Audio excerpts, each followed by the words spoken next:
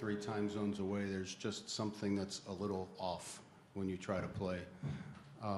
Did you have that, as you were watching your guys the first 10 minutes, did it seem like there was just something that was off, and did you think it might have been the jet lag like we talked about?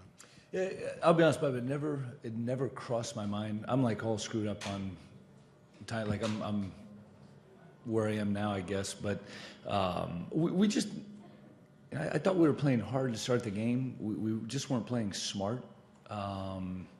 You know, and give Arizona credit. You know, they came out and they were banging threes on us, and you know, we weren't guarding the ball the way we needed to guard the ball. We weren't in position the way we needed to be in position. And you know, a lot of times when the team gets rolling like they were, you hug up on your man and say, hey, look, I'm not going to get scored on.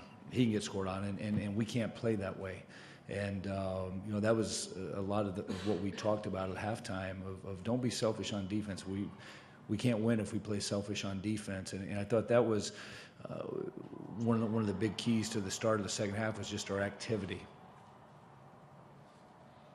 All the way back. Thad, how has LaQuinton just evolved and matured from the time he was recruited until the guy we saw out there tonight hitting that big shot?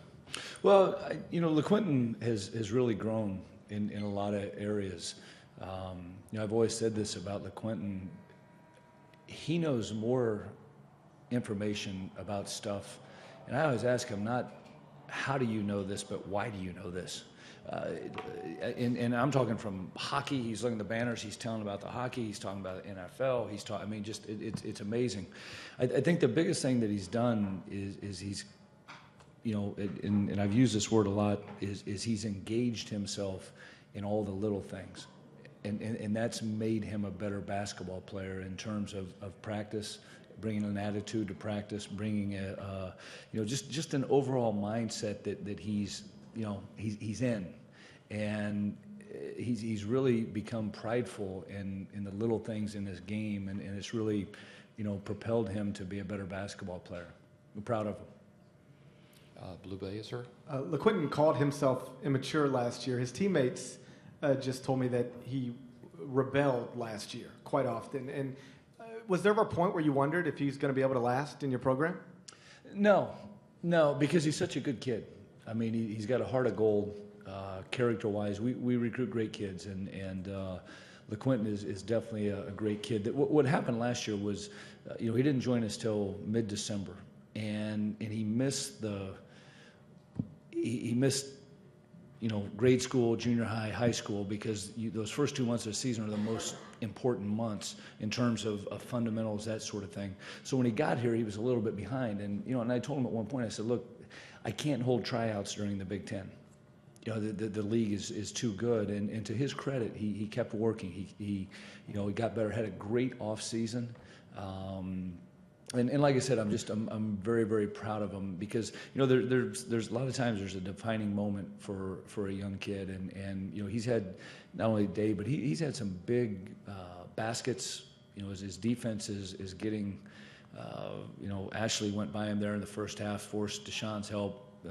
The one kid hit the three in the corner, and I'm like, I told him, I said, you're either going to defend or I'm not putting you back in the basketball game. And to his credit, he did a really, really good job. Is there a lesson there in this era where we see so many transfers and so many kids, you know, you got one. In a time where, you know, particularly a kid who was rated as the #1 eighth grader in the country at one point, it's supposed to be fast-tracked to the NBA, and so we see transfers and frustration. Is there a lesson here with him that, you know, maybe if you fight through it, things can work out? You don't always have to run from everything. No question about that.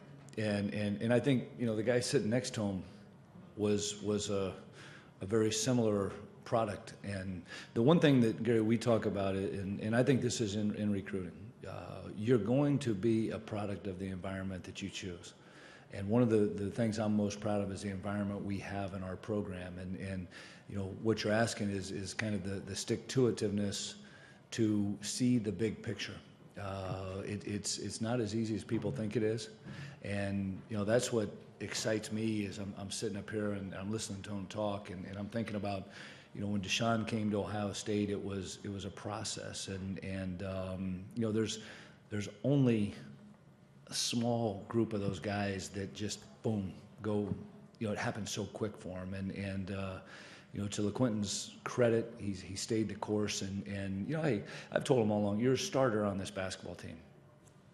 They don't call your name at the beginning, but you're going to play starter minutes, and he just smiles and does his job. Bob Kaiser over here in the corner. Bob Kaiser, Long Beach Press Telegram. In the start of the second half, you guys drove the baseline a lot, and it really seemed like for the rest of the half, none of their big men were at all comfortable, no matter where you guys. Was that by design, or was that just the flow of the game?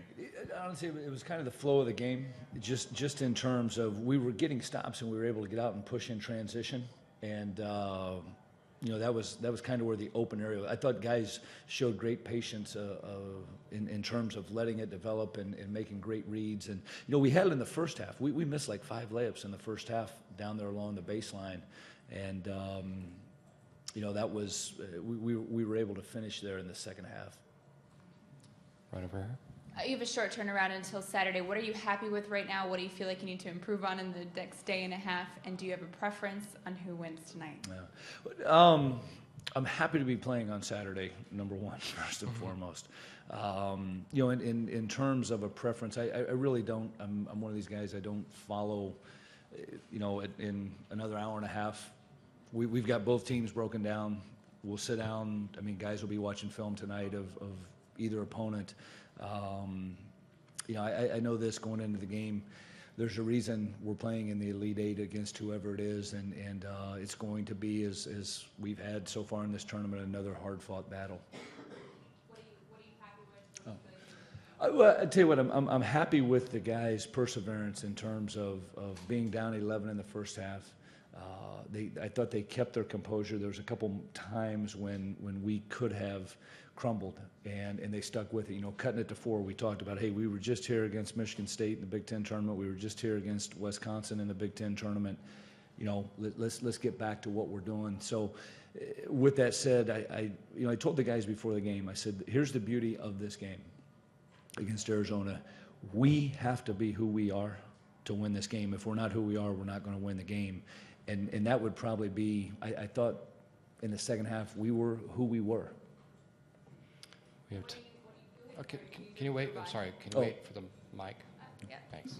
What do you feel like you need to improve on still? Well, we need to check, make sure that our defense is where it is. I say that catering to whoever we're going to play and taking away what their main things are. I love how unselfish we're playing offensively right now. And, one of the biggest things we talked about going in this game was rebounding. We out-rebounded Arizona by 2. And that was, an issue for our guys in terms of we knew we had to rebound the ball. So very, very pleased with how we rebounded the ball today. All right, we have time for one more question. Right back there in the corner. Sean had talked earlier about how he started to foul up 3 in the final seconds after that Ohio State 25-footer or whatever. Was there any thought there at the end to foul if they would have inbounded it shorter or anything like that? Yeah, we talked about it. The problem, I had a timeout left, and we were looking at the alignment, and we felt pretty comfortable that we could make him catch it where we wanted. Lenzel, he stretched out, got his hand on that ball, just a tremendous effort. Q was on the ball, did a great job. If they would have been dribbling, 4 or 5 maybe would have, but like I said, I liked the alignment we had. I liked where our guys, they seemed to have a feel for what we were attempting to do, what we told them to do. All right, thank you, Coach. Thank you, guys. Mark Wallenberg's here if you need anything from